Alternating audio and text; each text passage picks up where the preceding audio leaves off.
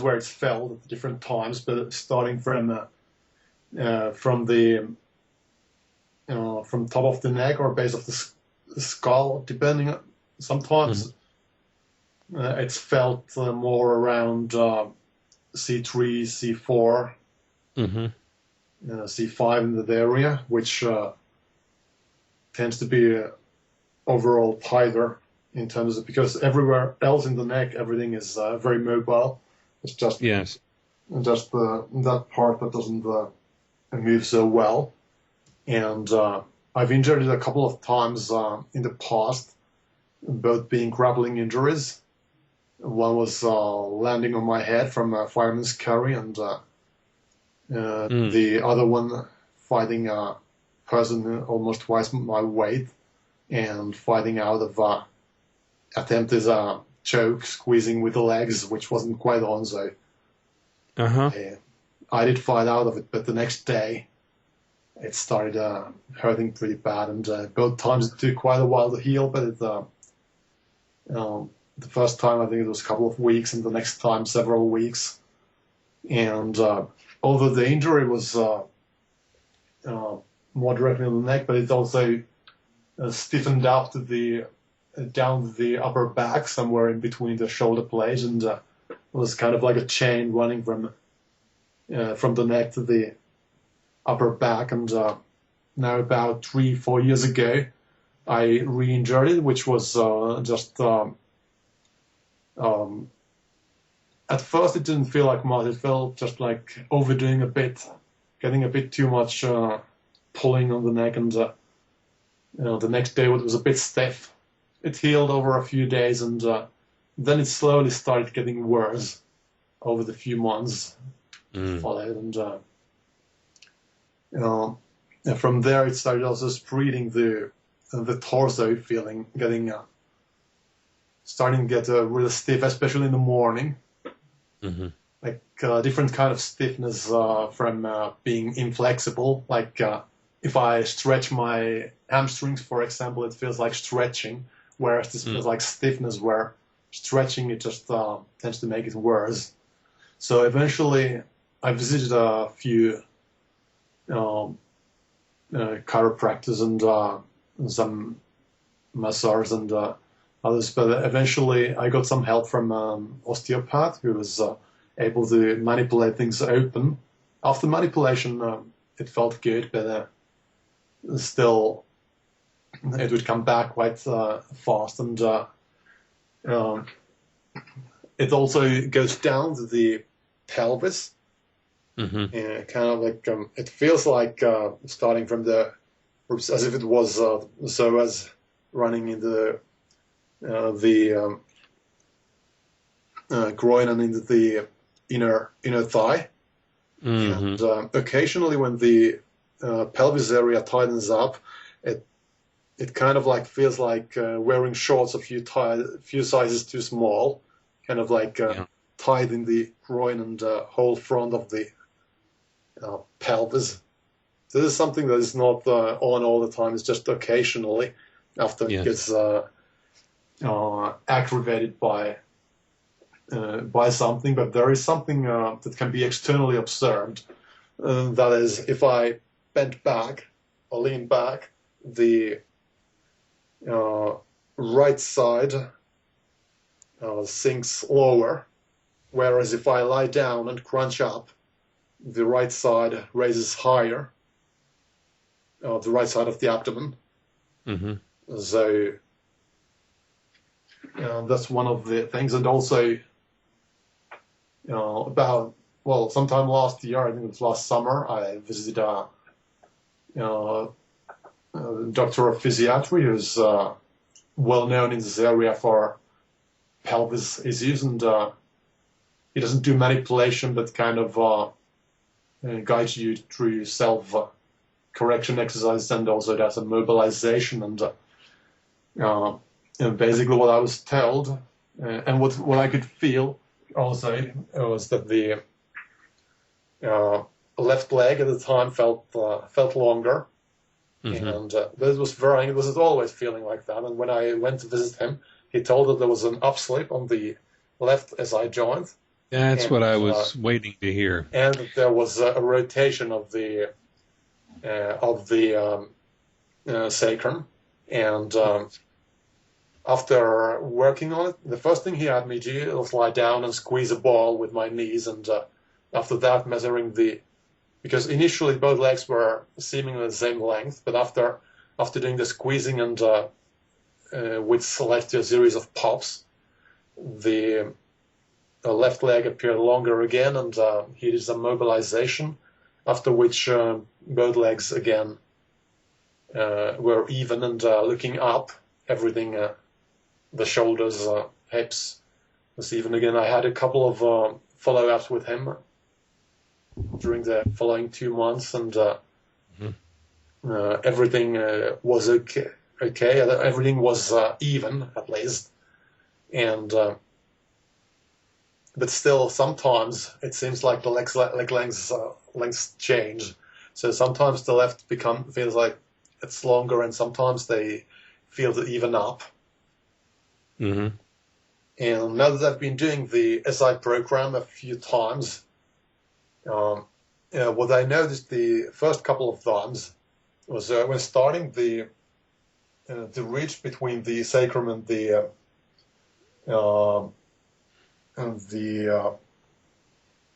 hip bone felt deeper on the left side, and the first 2 times I did it,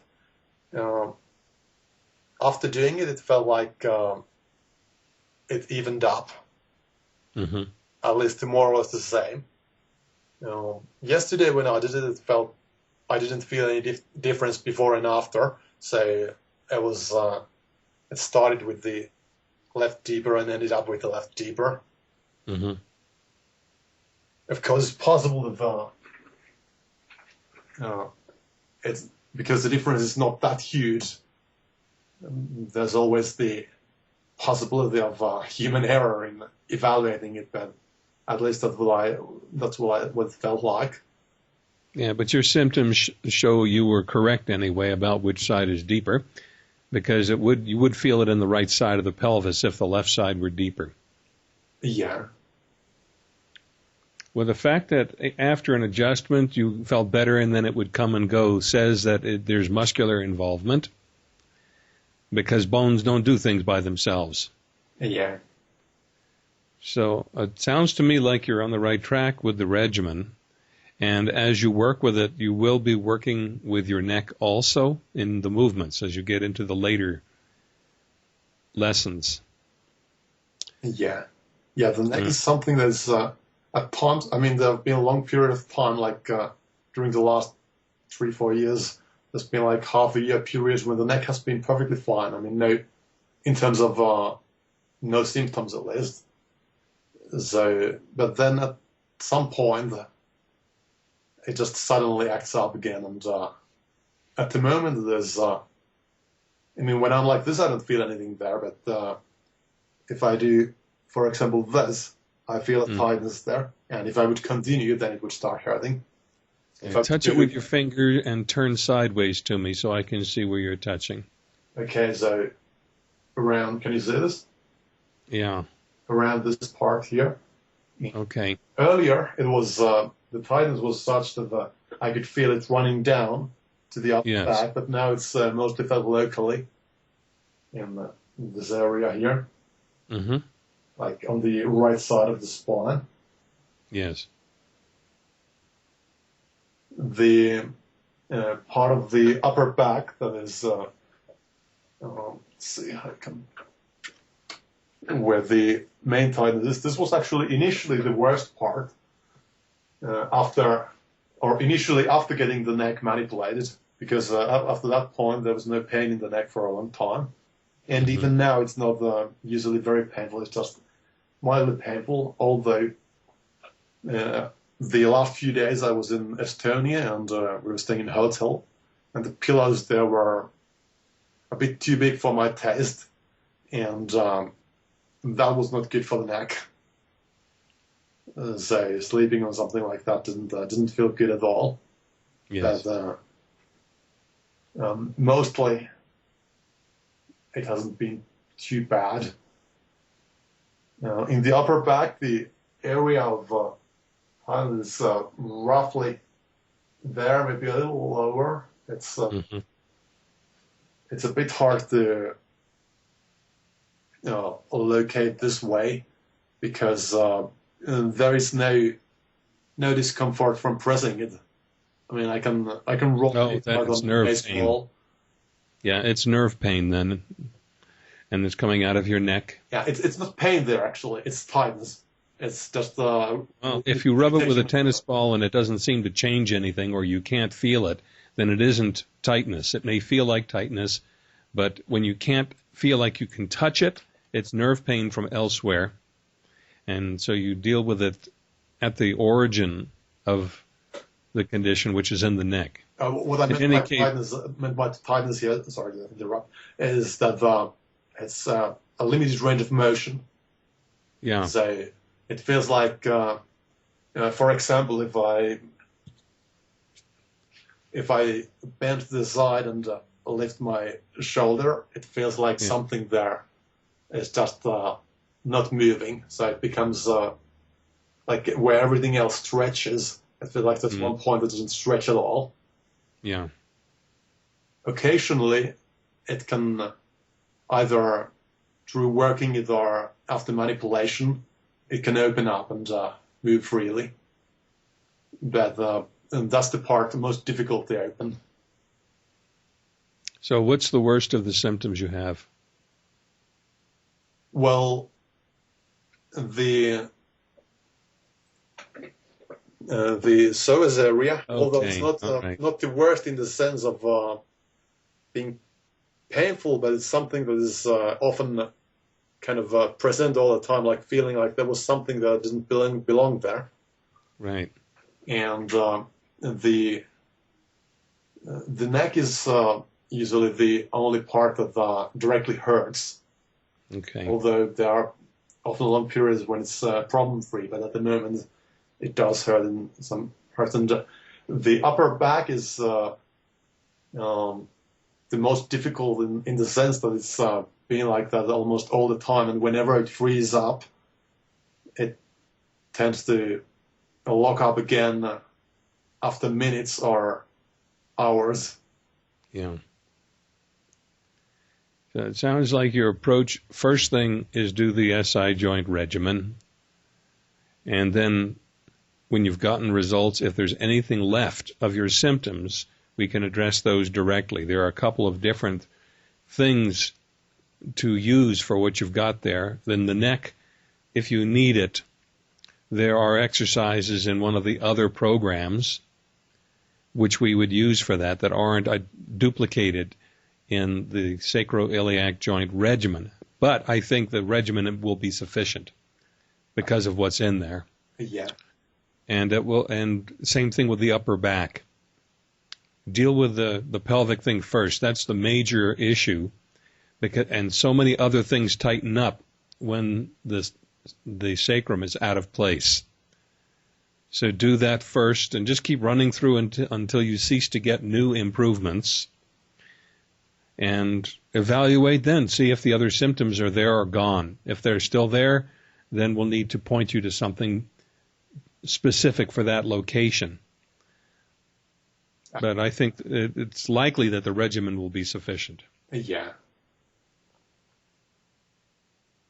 Do you recommend doing something else along? Like there was one question on the forum about what Yeah. seems to help, and what seems to be most helpful is kind of localized longitudinal stretching or traction. So I don't know if you're familiar with the Eldora or kind of stretching method for accessing a single of the area between two vertebrae at a time. Yeah, I recommend against stretching.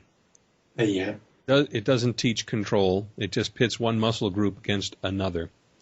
And you get a temporary change because the learning hasn't occurred in the place that you need to learn control. So I don't recommend anything else. I recommend against stretching, but if you feel you must do it for comfort, do it until you can do without it. Yeah. So if Okay. something feels very locked up, Yeah. is the good idea to have it manipulated open, or often when I do the LDOS, which is a bit different from typical stretching because it's kind of tightening up two chains of fascia to get a pull or tension at that point. So it often helps me to kind of self-open a locked up joint. So, for example, if I do the stretching for that part there, I just bend like this and hear a click, and it often opens up just like that. Yeah, but it's only temporary. Yes, of course. If you want a durable change, you've got to retrain your coordination. So that's what I have to say about that. You've got the regimen and you're starting to work with it. I would say just go through it as described in the regimen. And then when you've gotten the results in your pelvis and all of that feels centered and the lengths are feeling right, if there are other symptoms left over, we'll take another look at those. Okay. Also, overall for general training, like if some part feels good, is it okay to kind of try it out by doing something sports related, or is it better to I don't advise it because sports involves high demand effort, and when you're in the process of change, you end up reinforcing the old pattern. So moderate activity, yes. Strenuous activity, no, until you're satisfied with your condition. Okay. And so you need diligence and patience in this kind of situation. You want to change the pattern, not reinforce it. So that means moderate activities, yes, and strenuous activities, no. Would you recommend doing the exercises more than once a day? Not recommend, but if you have an appetite for it, then yes. I recommend just following as given in the regimen. Some people are ambitious and they have the appetite, they'll do it more than once. That's fine, unless they get more sore than they would like afterwards, in which case they've been shown that they should be more moderate. Okay. If I do it twice a day, should I just say if something was to be done for a week, and I do it twice a week, then I do it just for 3.5 days, or should I still do the whole week? Well, the way it's written up in the regimen, the only thing that's a week is Unit 1. Everything else is in the space of days 2 or 3 or 1 day of practice before moving to the next section. So read through the regimen all the way once until it seems obvious to you, and follow that. And if you want to do more than once a day, that's fine. You still should do a certain number of days because the interval of sleep in between puts you through a passage between being active and being at rest. So when you get active again, whatever your real condition is will show up. Okay. Okay.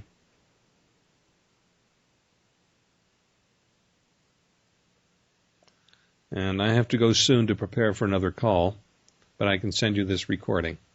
Okay, thank you. And do you use a Mac or a PC? Yeah, I have a Mac.